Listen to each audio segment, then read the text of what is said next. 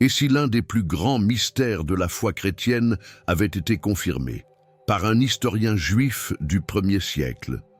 Pendant des siècles, beaucoup ont douté de l'existence réelle de Jésus de Nazareth. Mais que diriez-vous si un témoin direct de cette époque, respecté par Rome et enraciné dans le judaïsme, avait laissé une lettre où il dresse un portrait bouleversant du Messie? Vous allez découvrir ce que l'Église n'a jamais osé vous dire, ce que les manuels d'histoire ont souvent ignoré. Restez bien jusqu'au bout, car ce que vous êtes sur le point d'entendre pourrait transformer votre foi à jamais. Il y a des noms qui résonnent à travers les siècles, et Flavius Joseph en fait indiscutablement partie. Né à Jérusalem vers l'an 37 après Jésus-Christ, ce historien juif du 1er siècle est à la croisée des chemins entre le judaïsme, le christianisme primitif et l'Empire romain. Issu d'une famille sacerdotale, il possédait une connaissance profonde des pharisiens et des sadducéens, les principaux courants religieux de son temps. Très jeune, il est envoyé à Rome, ce qui l'expose à la culture impériale tout en gardant ses racines hébraïques. C'est dans ce contexte complexe qu'il devient un témoin clé entre tradition juive et transformation du monde antique. Flavius Joseph n'a pas simplement observé son époque, il l'a vécue intensément. Ses récits, souvent teintés de sa subjectivité, offrent une fenêtre rare sur la province de Judée sous domination romaine. Par son œuvre monumentale, Les Antiquités judaïques, il nous livre des récits qui relient les récits historiques à la tradition orale des Juifs. Son témoignage est capital, car il jette un pont entre les écritures hébraïques, les événements de son temps et l'émergence de la foi chrétienne, dans un monde où l'historiographie ancienne mêle narration et interprétation divine. Son style unique captive encore les chercheurs modernes. Joseph n'était pas seulement un observateur, mais aussi un acteur engagé. Il a combattu lors de la grande révolte juive contre Rome en 66, avant d'être capturé. Ce moment charnière de sa vie va transformer son destin. Captif, il annonce au général Vespasien qu'il deviendra empereur. Ce pari audacieux s'avère juste et Joseph est épargné puis adopté symboliquement par la famille impériale, prenant le nom de Flavius. Cette proximité avec le pouvoir impérial lui vaudra des critiques, mais aussi les moyens d'écrire en paix, à Rome. Une ironie du destin pour celui qui avait pris les armes contre l'Empire. Les critiques envers Joseph ne manquent pas. Nombreux sont ceux qui le voient comme un traître à la cause juive, un collaborateur de l'occupant. Pourtant, ce regard doit être nuancé. Sans ces écrits, que saurions-nous du temple de Jérusalem, de la complexité des rapports entre les Juifs et les Romains, ou encore des débuts du christianisme? Il documente des événements d'une richesse inestimable, souvent absents des sources historiques classiques, et ces textes deviennent essentiels pour toute archéologie biblique ou étude de l'identité messianique de Jésus. Ce qui rend Joseph fascinant, c'est aussi sa manière de parler de Jésus de Nazareth. Il n'était pas chrétien, mais il consigne des informations sur Jésus et ses disciples, sur sa crucifixion sous Ponce Pilate, et même des allusions à sa résurrection. Cela a longtemps nourri le débat parmi les historiens. Interpolation chrétienne ou sincère reconnaissance de l'impact de Jésus sur son époque. En tout cas, son œuvre permet de placer Jésus dans un contexte historique vérifiable à travers le regard d'un contemporain.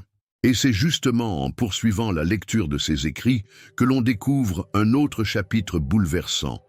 La manière dont Joseph traverse les ravages de la guerre, la chute de Jérusalem et la rencontre marquante qui changera tout, sa captivité, pendant la grande révolte juive. Vous êtes-vous déjà senti perdu, déconnecté de qui vous êtes vraiment, sans savoir quel est le plan de Dieu pour votre vie? La vérité, c'est que vous n'êtes pas ici par hasard. Dieu a un but pour vous. Et je veux vous aider à le découvrir. C'est pourquoi j'ai créé 3 e-books qui transformeront votre parcours avec Dieu. Cliquez sur le lien dans le commentaire épinglé et commencez votre transformation dès maintenant. L'histoire de Flavius Joseph prend un tournant dramatique avec l'éclatement de la grande révolte juive en l'an 66. À cette époque, la tension monte dangereusement entre les Juifs et l'Empire romain dans la province de Judée. Oppression fiscale, profanation, mépris des traditions juives, tout semble mener à l'inévitable. Et au cœur de ce tumulte, Joseph, ce pharisien lettré devenu stratège, prend la tête des troupes de Galilée. Lui, l'érudit, devient général, menant la résistance contre les légions impériales. Mais face à la puissance militaire romaine, la révolte s'effrite. Lors du siège de Jotapata, en Galilée, Joseph est capturé. Un épisode marquant où, encerclé, il persuade ses compagnons de se suicider par tirage au sort, échappant in extremis à la mort. Captif, il joue alors une carte inattendue. Il prophétise que Vespasien, le général romain qui le tient prisonnier, deviendra empereur romain. Cette annonce, osée et étonnante, intrigue Vespasien, qui épargne la vie de Joseph. Et ce qui semblait impossible se réalise. 2 ans plus tard, après la mort de Néron et la guerre civile romaine, Vespasien est acclamé empereur. Flavius Joseph, devenu un homme marqué par la prophétie, gagne ainsi sa liberté. Il reçoit le nom de famille impériale Flavius et devient une sorte de conseiller historien au service de la dynastie flavienne. Ce moment précis va forger toute sa légitimité future aux yeux des Romains et sa méfiance chez les Juifs. Cette transition de chef de guerre à protégé de l'Empire fait jaser. Comment croire à la sincérité d'un homme qui, jadis résistant, vit désormais sous la protection de ceux qu'il combattait? Et pourtant, cette ambiguïté fait toute la richesse de son témoignage. Il devient un témoin vivant des plaies ouvertes de son peuple et des rouages politiques de Rome. Il assiste à la chute du temple de Jérusalem et la destruction de la ville sainte en l'an 70, un événement qu'il raconte avec une intensité dramatique rare. Ce traumatisme collectif devient un point de non-retour pour le judaïsme, qui doit se réinventer sans temple, sans sacrifice et sous une domination totale. Joseph, lui, tente d'expliquer aux Romains la profondeur de la foi juive et aux Juifs, la force inéluctable de Rome. Pris entre 2 mondes, il devient un pont fragile entre foi et pouvoir, entre tradition orale et historiographie impériale. Sa plume sert alors de refuge pour une mémoire menacée. Mais ce n'est qu'en se plongeant dans ses œuvres que l'on mesure l'ampleur de son rôle. Joseph n'est pas seulement le chroniqueur d'un drame historique, il est aussi celui qui pose les fondations d'un témoignage sur la figure de Jésus de Nazareth. Et c'est justement ce que nous allons explorer à travers un document qui fascine encore aujourd'hui, la fameuse lettre de Joseph sur Jésus. Le contenu vous a plu et il a fait une différence pour vous? Cliquez sur « Merci » et soutenez notre travail. Les écrits de Flavius Joseph sont un trésor pour l'histoire ancienne. On y trouve bien plus que des chroniques militaires ou des listes de faits. C'est une véritable immersion dans la Palestine du 1er siècle. À travers la guerre des Juifs et les antiquités judaïques, Joseph dévoile les tensions qui déchiraient son peuple, les conflits entre pharisiens, sadducéens et zélotes, et surtout la lente montée d'un mouvement qui allait bouleverser le monde, le christianisme primitif. Il offre une perspective unique, celle d'un historien juif, éduqué, observateur des bouleversements de son temps. Ce qui rend ses œuvres si précieuses, c'est leur lien direct avec les origines de la foi chrétienne. Par ses descriptions des coutumes juives, de la culture religieuse de Jérusalem, des fêtes comme la Pâque ou du fonctionnement du temple, il pose un décor vivant dans lequel s'inscrit la mission de Jésus de Nazareth. Il devient en quelque sorte un commentateur indirect de l'Évangile, même sans adhérer au Messie. Son regard d'historien, souvent critique, enrichit la compréhension de ceux qui, plus tard, liront les évangiles sous l'angle de la tradition orale. Malgré cela, les œuvres de Joseph ne sont pas exemptes de controverses. Certains doutent de leur objectivité à cause de sa proximité avec l'Empire romain et son souci de se justifier auprès des autorités. Toutefois, il reste un témoin rare. Et comme pour toute historiographie ancienne, il faut lire entre les lignes. Il mêle habilement le style grec à la pensée juive, créant un pont littéraire entre 2 civilisations. Même les manuscrits anciens chrétiens se réfèrent parfois à ces récits pour appuyer l'historicité de certains épisodes. Son rôle va bien au-delà du simple témoignage. Joseph devient une passerelle entre le monde juif en pleine mutation et les premiers siècles du christianisme en expansion. Par exemple, lorsqu'il décrit la chute de Jérusalem, il montre à quel point cet événement a marqué un tournant spirituel. Un monde s'écroule, un autre émerge. Les disciples de Jésus eux-mêmes vont relire cet événement comme une confirmation des paroles du Messie. Sans les écrits de Joseph, cette lecture prophétique serait bien plus difficile à cerner. Il faut aussi souligner l'apport de Joseph à l'archéologie biblique. Beaucoup de ses descriptions ont permis de retrouver des sites antiques, de comprendre les dynasties, les coutumes, les conflits politiques. Son souci du détail en fait une source privilégiée pour les chercheurs modernes.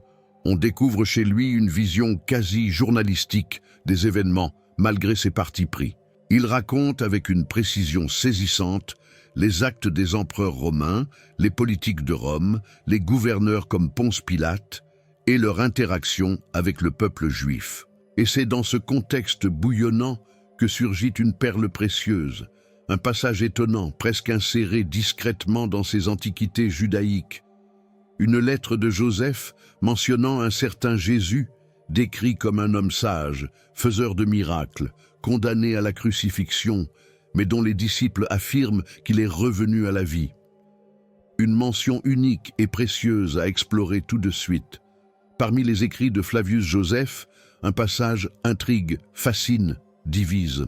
Il s'agit de ce que les chercheurs appellent aujourd'hui le Testimonium Flavianum. Dans ces antiquités judaïques, l'historien juif évoque brièvement Jésus de Nazareth et le décrit comme un homme sage, faiseur de miracles, maître de vérité, condamné à mort sous Ponce Pilate à la demande des chefs du peuple. Pour un écrivain non chrétien du 1er siècle, cette mention est extraordinaire. Certains y voient la première source historique non chrétienne à reconnaître l'existence de Jésus. Le passage suscite débat. Est-ce que Joseph l'a écrit tel quel? A-t-il été modifié par des copistes chrétiens au fil des siècles? La question reste ouverte. Mais une chose est sûre, même si certaines formulations semblent trop chrétiennes pour un juif du 1er siècle, une base authentique subsiste. Elle confirme que Jésus n'était pas un personnage obscur, mais une figure connue qui avait suscité un grand mouvement populaire et dont le souvenir restait vivant dans les mémoires collectives, même après sa crucifixion.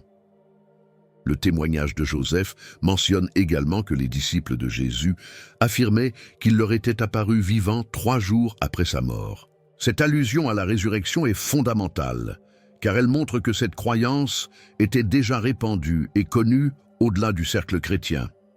Il ne s'agit donc pas d'une invention tardive, mais d'une conviction tenace et affirmée dès les débuts du christianisme primitif.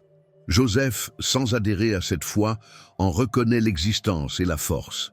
Ce qui est fascinant, c'est que Joseph, formé dans le judaïsme des pharisiens, ne nie pas la réalité du phénomène Jésus. Il n'est pas un disciple, mais il admet l'influence du Nazaréen. C'est là que l'historiographie ancienne joue un rôle crucial. Elle n'a pas pour vocation de tout valider ou condamner, mais de rapporter ce qui se dit, ce que l'on croit, ce qui bouleverse les sociétés. Et dans la société juive de Judée, rien n'a été plus bouleversant que l'essor de ceux qui suivaient le Christ, c'est-à-dire le Messie. Dans ce témoignage, on sent aussi la tension politique. Jésus attire les foules, défie les autorités et est livré par les siens aux Romains. Joseph y voit sans doute le reflet d'un drame déjà vécu dans sa propre chair, la division interne, les conflits fratricides, le danger de toute contestation dans un monde régi par l'Empire romain. Mais contrairement aux autres meneurs, Jésus est décrit comme inoffensif, pacifique, centré sur la foi, la vérité et les œuvres de compassion. Et si cette lettre n'était que le début, Joseph ne s'arrête pas là. Il décrit également, ailleurs dans ses œuvres, le climat de tension entre Jésus et les dirigeants religieux de l'époque. Ce sont ces conflits qui vont bientôt conduire à sa condamnation. Voyons ensemble ce que Joseph dit de ces confrontations qui marquèrent l'histoire spirituelle de toute l'humanité. Dans le cœur brûlant de la province de Judée, un homme de Nazareth attire les regards. Jésus, fils de Marie, marche de ville en ville, enseignant, guérissant, annonçant le royaume de Dieu. Mais ses paroles tranchent comme une épée. Elles ébranlent les traditions bien établies des pharisiens et des sadducéens, les autorités religieuses de son époque. Dans ses écrits, Flavius Joseph note à quel point ces tensions deviennent explosives. Le message de Jésus dérange.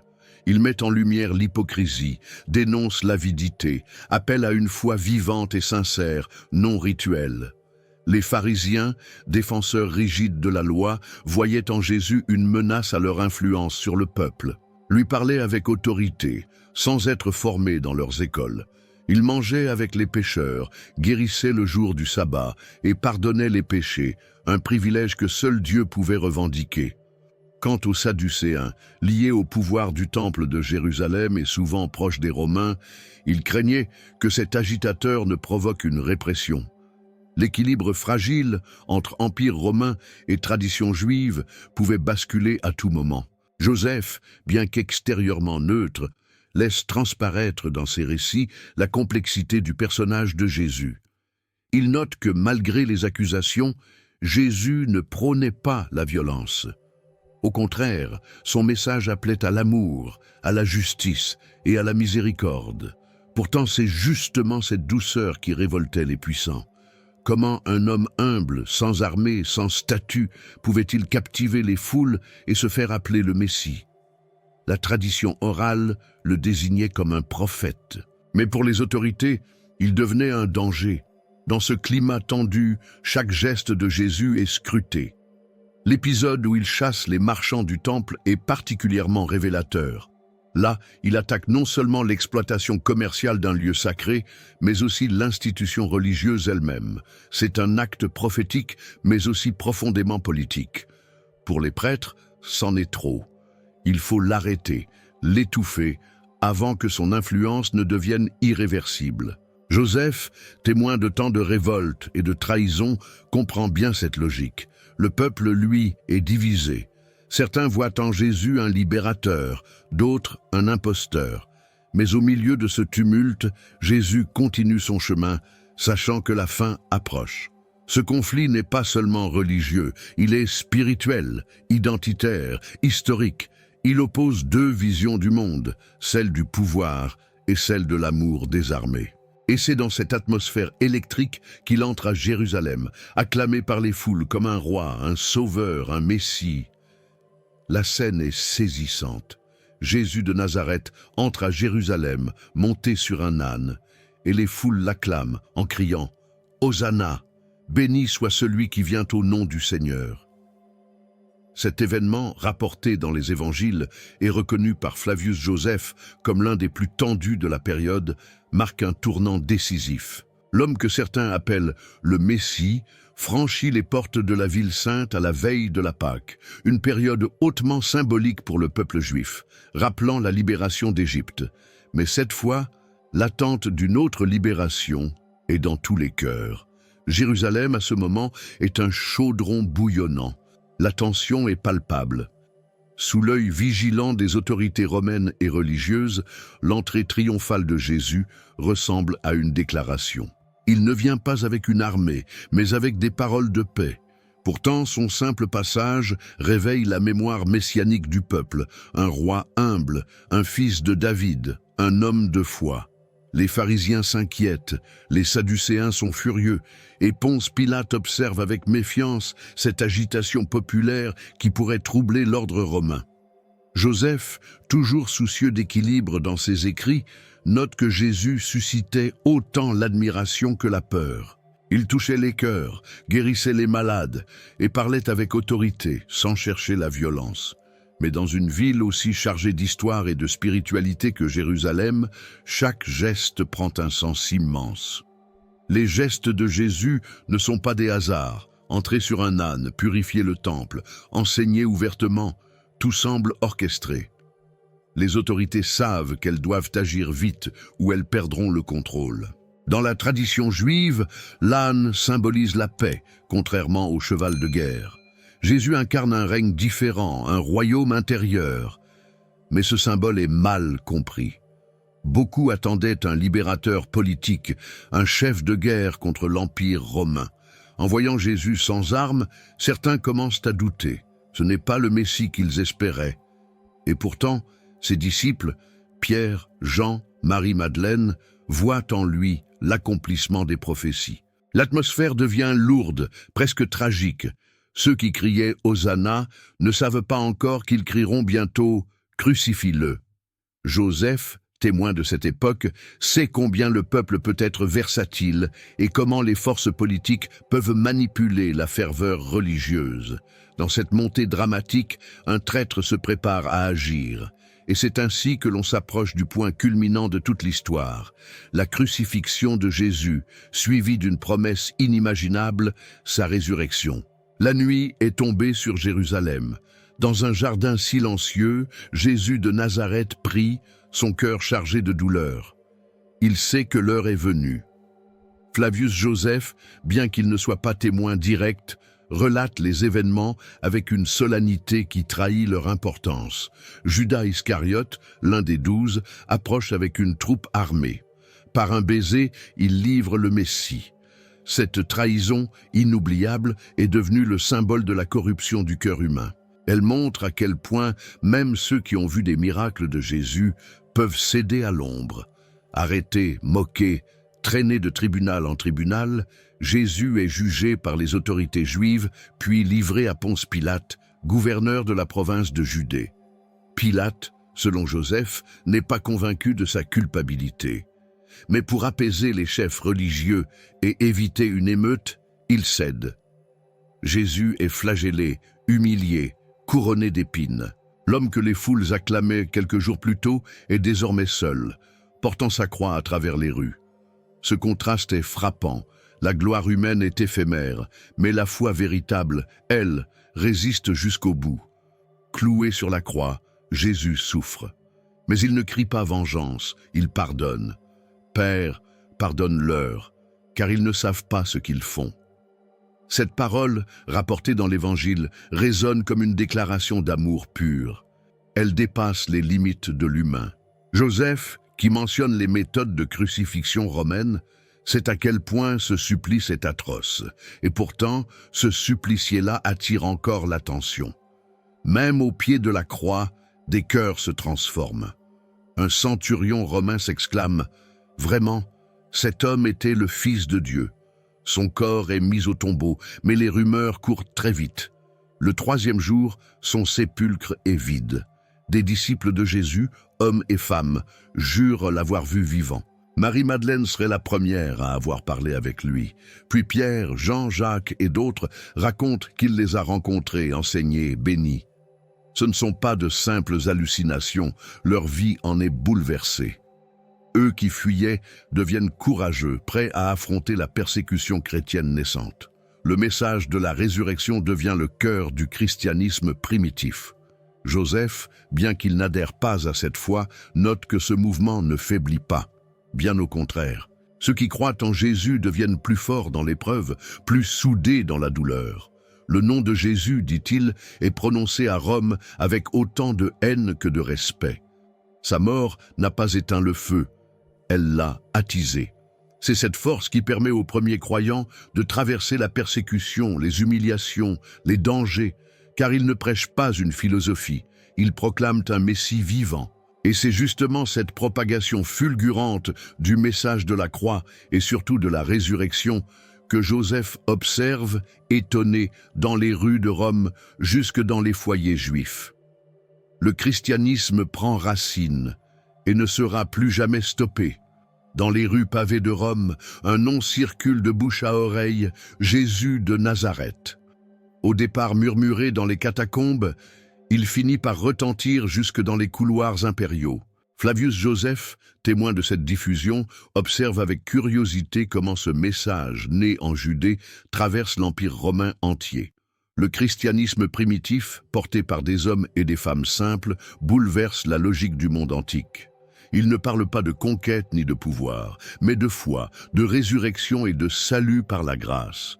Ce qui fascine Joseph, c'est la force de cette évangélisation. Les disciples de Jésus, autrefois apeurés, se dressent désormais avec courage devant les tribunaux. Pierre, Jean, Jacques et tant d'autres proclament haut et fort que Jésus est le Messie. Même face aux lions, ils chantent. Leur message se répand comme une flamme dans la nuit. Ce ne sont pas leurs armes qui convainquent, mais leur témoignage, leur foi chrétienne inébranlable. Ils meurent, mais ne renient pas leur Seigneur. Et cela, même les Romains ne peuvent l'ignorer. L'empereur romain de l'époque, d'abord Néron puis ses successeurs, voit dans ce mouvement une menace. Les persécutions commencent. Tortures, bûchers, cirques. Les chrétiens deviennent les boucs émissaires de l'Empire. Et pourtant, au lieu de s'éteindre, leur nombre croît.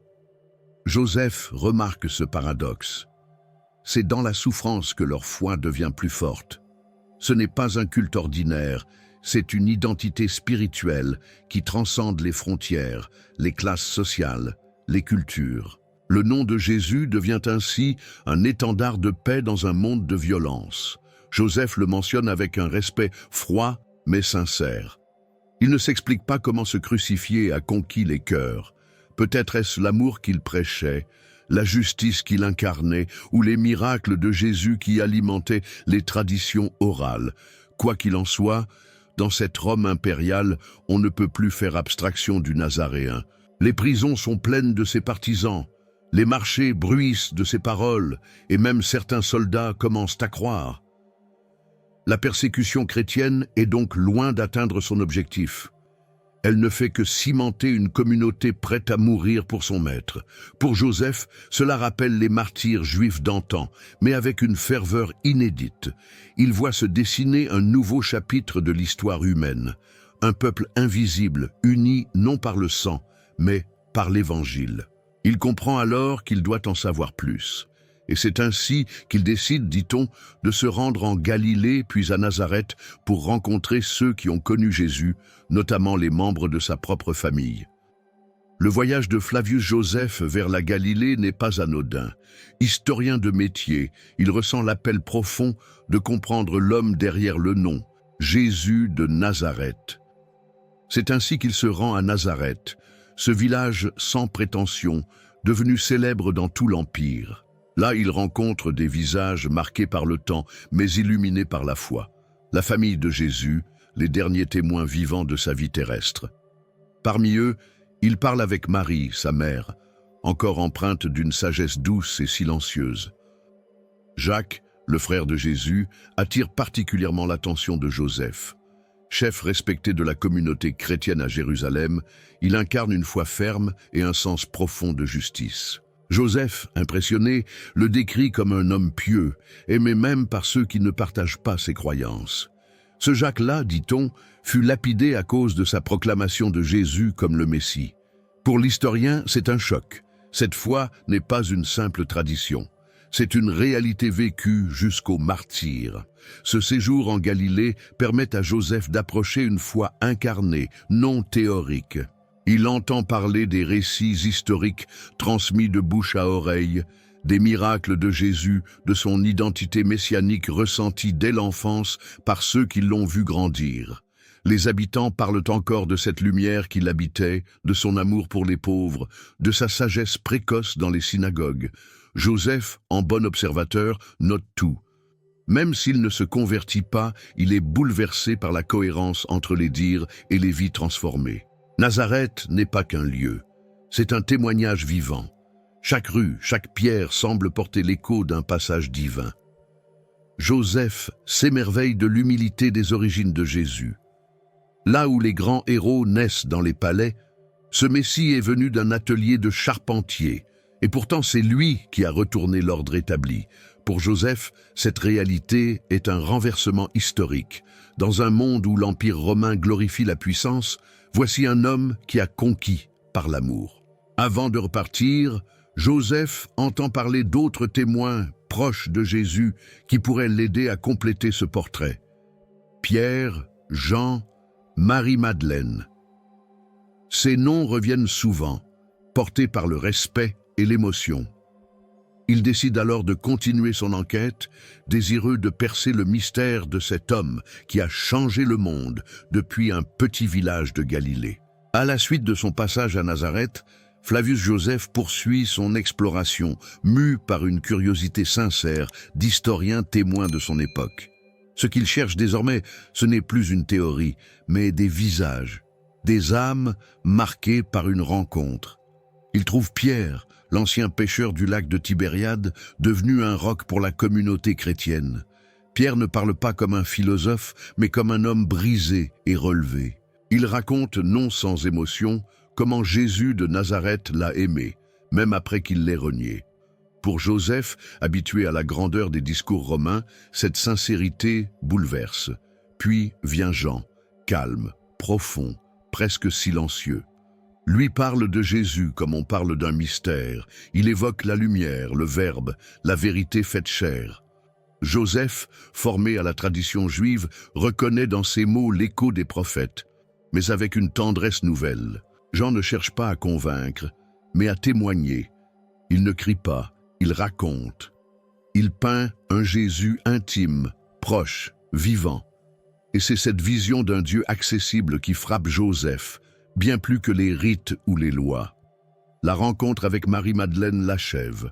Il voit dans cette femme, autrefois rejetée, une dignité nouvelle.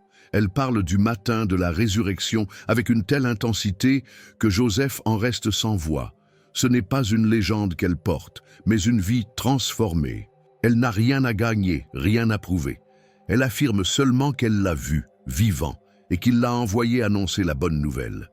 Pour un homme du 1er siècle, témoin des rigueurs du judaïsme et de l'oppression de l'Empire romain, cette élévation d'une femme comme messagère bouleverse les repères. Dans chacun de ces témoignages, Joseph perçoit une cohérence rare. Aucun d'eux ne parle de vengeance ou de haine envers ceux qui les persécutent. Ils parlent d'amour, de pardon, de vie éternelle. Leur foi n'est pas une idée abstraite, c'est une réalité vécue. Et ce qui les unit, c'est un homme crucifié, qu'ils proclament ressuscité. Ce n'est pas la peur qui les anime, mais la paix. Pas l'ambition, mais la joie. Même au milieu des chaînes et du rejet, il rayonne. Flavius Joseph repart avec un cœur changé. Il n'est pas devenu chrétien, il reste historien, juif, citoyen romain. Mais désormais, il sait. Il sait que ces hommes et ces femmes n'ont pas bâti une religion pour dominer, mais pour servir. Il comprend que l'histoire a basculé, non par la force des armées, mais par le témoignage des cœurs. Et à sa manière, lui aussi devient témoin. Témoin d'un phénomène inexplicable, mais indéniable. Ce qu'il a vu, entendu et consigné restera, des siècles durant, une lumière posée sur l'un des plus grands mystères de l'humanité. Si ce témoignage de Flavius Joseph a touché ton cœur, alors ne laisse pas cette révélation s'éteindre. Plonge dans les évangiles, médite chaque jour sur la vie de Jésus et demande-toi, qui est-il vraiment pour moi ? Ce que tu viens d'entendre n'est pas une simple information, c'est une invitation à transformer ta vie. Alors abonne-toi à cette chaîne, active les notifications et rejoins cette famille de foi en quête de vérité. Ensemble, partageons la lumière car le monde a plus que jamais besoin de savoir qui est vraiment Jésus. Tu as vu comment le témoignage d'un historien peut éclairer la vie de Jésus. Mais es-tu prêt à entendre un héros biblique raconter sa propre histoire ? Dans la prochaine vidéo, c'est Samson lui-même qui prend la parole. Et crois-moi, tu n'es pas prêt pour ce qu'il va révéler.